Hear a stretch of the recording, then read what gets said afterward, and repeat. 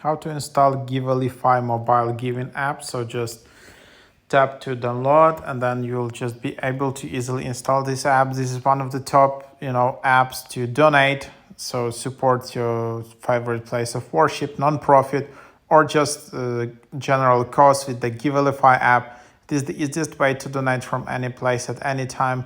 Trusted and loved by over 1 million kind and generous people just like you. We built this app because we believe doing good should feel good too.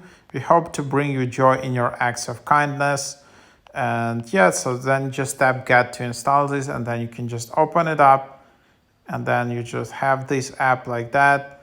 So you can see some nice features. Yeah, it's really one of the top apps. And then you can allow notifications, and then just find some organizations near you, and then you can just tap to give, and then just proceed the instructions and donate.